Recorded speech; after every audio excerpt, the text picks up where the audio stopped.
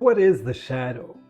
Well, Carl Jung coined that term, shadow, as describing those hidden, unconscious aspects of ourselves that we kind of reject or deny or hide. And why do we do that? Well, we do that because we were early on shown that expressing those aspects of ourselves is not okay. I don't know, a few years ago, my sister told me in one of our more heated discussions that I have an anger issue. And I was absolutely taken aback. Me? Friedemann, which means man of peace translated? An anger issue? No, that's not possible. But when I thought more about it, I realized yes, anger is an issue for me because I suppressed anger. See, anger is something that I believed was wrong. It was a sign of negativity, a sign of wanting to harm others rather than getting along with each other.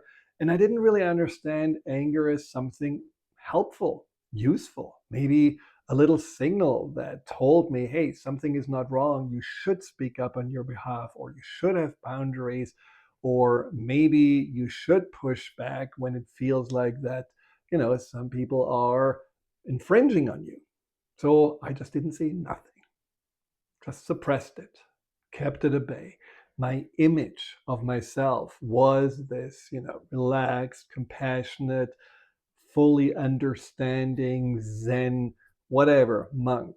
But I was not, because deep inside there was a part of me that saw everything that wasn't right. And every time when I was bending over backwards for others and not really standing up for myself, and that part of me, that anger part of me, just became more and more red until it exploded. And that day it exploded into the face of my sister. And so that's how she came up with it. And I'm grateful that she pointed that out, because it was certainly a shadow part of me that I wasn't really fully owning. Now, there may be other shadow parts that you can identify. So, let's say as a child, you were really exuberant and very creative and out there and wanted to put on skits, or were singing all the time, or laughing full out loud, laying on the floor, just really happy. And then you were told, you're too loud, you're too much, you're too big, just tone it down. And lo and behold, you were putting that into the basement of your mind. And we're not daring anymore to be that, artistic, that creative, that expressive. Or maybe there was a time where you were showing your emotions through crying, very emotive, very sensitive. And anything that happened really touched you deeply. And then you were told you are too sensitive. You're crying all the times. Boys don't cry. Don't be a crybaby. Whatever you heard. And once again, that part of you got pushed down into your subconscious mind. So you see, the shadow is not just something that, is always connected to a dysfunctional or destructive force inside of you. It can also be some very elemental parts of you that you are not allowing yourself to express, because early on you were pretty much shown that this is not acceptable. This is not how you get love and approval. And what happens then is that you become kind of the opposite of what you have suppressed. A person who has suppressed their wanting, their needy part, becomes very independent, and maybe also sometimes a caretaker who never asks for anything. The person who suppresses their anger and their willingness to stand up for themselves can also become someone who just swallows and again adjusts, maybe becomes a chameleon, because it's more important to fit in than to just assert oneself. A person who has been really, creative and expressive may become someone who just is more quiet, says, okay, my emotions cannot really just be shown, so I'm just gonna focus on what I think. I'm gonna gauge what is expected to me, how to behave, what to say, and that's how I'm gonna get through life. And there are certainly there are other aspects. Maybe you had a trauma, and because you were not really allowed, or you didn't feel safe, or maybe you just felt that no one really cares to share this trauma with, this trauma became one of your shadows. See, the shadow, as I said also about my anger, does come out, but it doesn't come out in a conscious way. It just blows up. It blows up with this, maybe actions and behaviors that all of a sudden overtake you. Or it can also come out in ways that, you would say make you feel that all of a sudden you don't know yourself anymore because you're projecting onto others. So if you are suppressing, for example, a side that is in need, and you feel like, well, I know I need to be very independent, you may project onto other people that are in need that they're lazy, or that they should better take care of themselves, or that they're pathetic because they are showing what they want. And so this is not something that the shadow is literally in that those recesses of our mind and having no effect on us. It does affect us, but it creates something inauthentic, incongruent. It makes us feel like, well, I have this side that I really like and that everyone else appreciates. And then there is this, Mr. Hyde side that all of a sudden just, comes out and makes me feel, think, or do things that I don't really understand. And that maybe is, a really good analogy, this Dr. Jekyll, Mr. Hyde, because there is maybe a Mr. Hyde in all of us that is something we don't have to be afraid of, but we have to pay attention to. And that's what's going to be the next step. A few weeks ago, I talked about the topic of masculinity and how so many are struggling with what it means to be a man. There's a lot of misinformation about the role of a man. And I think this is a great example of how shadow can be created, not only in our childhood, but also later on in our lives. And I mentioned examples where, young, sensitive, and really caring men are told that they are, too weak, that showing sensitivity is failure. There are so many things that society and these loud voices are telling us in a very black and white way. This is good, then you're a winner, then you are acceptable, and this is bad, and this needs to be suppressed, and this needs to be beaten out of you. That in the end, we just end up feeling not only confused, but we also feel completely disconnected from ourselves.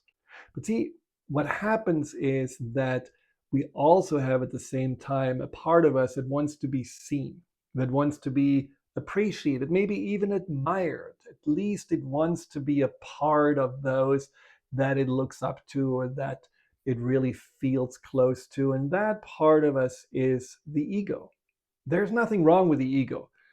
It's only always a problem when it just rules everything, and is not really in alignment with other aspects of ourselves. But the ego, whether it's the ego that tries to protect us when we are younger, or the ego that says, well, now I'm an adult and now I have to be the person that is whatever you call it, whether it's successful, whether it's a good person, whether it's a winner, whatever those things are. Just the ego wants to ultimately fit in and stand out all at the same time, but stand out in a good way, that people look at you and then say, whoa, okay, this is, just such an amazing human being.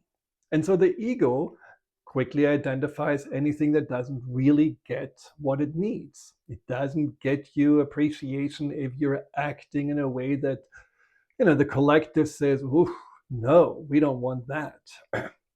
If you are, too much of something that just feels maybe threatening to others, again, the ego says, oh, look, all these people are turning away from you. They're criticizing you. They're rejecting you. Let's get rid of that, what, obviously they don't like. And so the shadow sides of us are the sides of us basically we are deeming as not okay. And then the ego says that this needs to be put away so that others are okay with us, that others at least don't abandon us. So it's not really about who am I? The question is, who do I need to be in order for them to want to be around us? And in that regard, you could say that we are way more interested in playing the role of whatever we deem as acceptable or likable, than really asking ourselves, so who am I really? And that is, I think, one of the greatest tragedies in our lives. And that is also a reason why so many people do feel anxious, because they don't feel like they can be themselves, depressed because they feel like they have to suppress so many aspects of themselves, insecure because you don't find the safety within themselves. And ultimately, they're rejecting themselves because they feel like, well, if others would really know who we are, then they definitely wouldn't love us. So why shouldn't we be afraid of our shadow? Because our shadow is not our enemy. It is not something to be ashamed of. It actually holds our truth. Or how Carl Jung says, one does not become enlightened by imagining figures of light. One becomes enlightened by making the darkness conscious. And I think that's really important to see, that the work with the shadow doesn't have to be this, difficult, painful, and ultimately, shame evoking. Oh, I need to really clean up this basement. Then finally, I can invite someone home. It doesn't have to be that.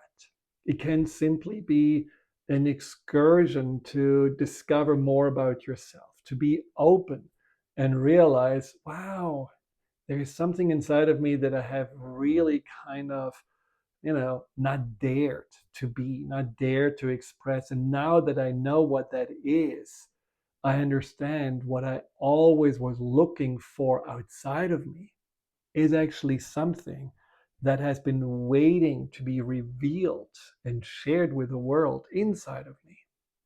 In my book, The Empowerment Solution, I talk about the innocence and the loss of innocence, and how a part of us that loses the innocence because of an early trauma, like a rejection, or maybe a real clear sign of conditional love, how that innocent side of us just says, okay, I'm just going to hide out until it's maybe safe to come out. And there's a beautiful inner work piece in the book that helps you to bring back that gift, that gift of your innocent self that you may have actually always felt was there, but you didn't really dare to bring to the surface, to bring to the forefront. So if you have shadow pieces that you feel like, well, I suppressed always my anger, I didn't dare to speak up, well, maybe that shadow piece is something that you will find helps you to set more clear boundaries, and also really advocate more for yourself. And maybe another shadow piece is jealousy. No, I don't dare to be jealous, but maybe that jealousy is a part of you that also says, like, I do have unmatched desires, and I have a right to try to get those desires fulfilled. So just looking at others and wondering why they have all the things that I want, well, maybe your jealousy is a sign that you're not feeling deserving of getting the things that you want, and it can really help you to heal that lack of self-worth. Or maybe again, this, sensitivity, that empathy, that caring for others that you have deemed as too weak, too soft. Maybe that's a side of you that actually needs to be addressed because it makes you more relatable. It makes you feel more connected. And it may actually bring you into a direction of what is really your passion and your purpose in life. So see this journey to your shadow as something really exciting, not a journey on a ghost train into the darkness, but in the journey into, whoa, there's so many treasure boxes down in my subconscious basement, and I'm just gonna open them up and see what I can find. And there's definitely a lot of really powerful and beautiful things to find. But how do you even know if you have a shadow? Maybe you think like, no, I have no shadow. I am only light. I am just whole. I have been like myself for the last 50 years, so there's nothing else to discover. I know who I am. And well, that's probably already a tell that you haven't really spent a lot of time searching. So, a simple way of searching for that shadow aspect of yourself is writing down.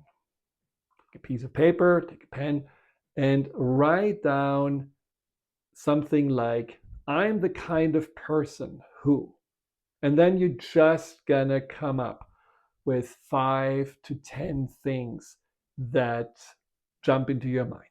I'm the kind of person who always keeps things together. I'm the kind of person who is always reliable. I'm the kind of person who puts other people first. I'm the kind of person who never gives up. And just come up with your own examples of what you believe you are. And then write down underneath the opposite, something that you actually never want to admit, or something you find completely ludicrous. This is not who I am. So I'm the kind of person who is falling apart. I'm the kind of person who can also really make themselves more important than others. I'm the kind of person who is actually, let's say flaky.